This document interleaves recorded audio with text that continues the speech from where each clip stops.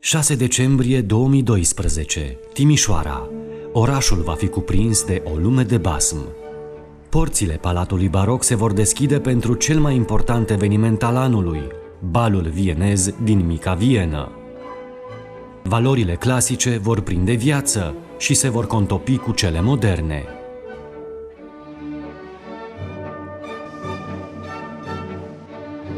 În căutarea tinerilor dornici să trăiască gloria unei epoci de mult apuse.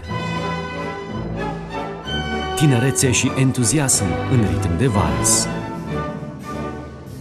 Multă muncă, dăruire, pasiune, voință, învățarea pașilor de vals.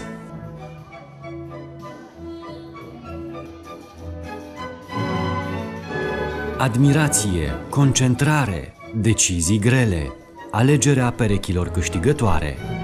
Astăzi am încheiat o lună superbă în care 80 de tineri liceeni au venit și au învățat să danseze vals vienez, cha-cha-cha, vals lent. Din ei am selectat perechile, am selectat 14 perechi.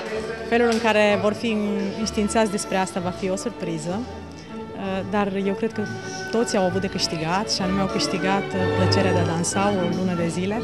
Sperăm că le-am trezit gustul pentru acest hobby minunat și sperăm că i-am încurajat să continue să danseze și de ce nu să se pregătească deja din timp pentru ediția a doua a balului vienez de anul viitor.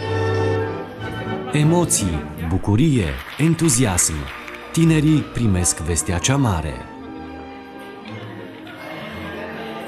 Ultimele pregătiri în ritm de vals, nerăbdare, în așteptarea marelui moment.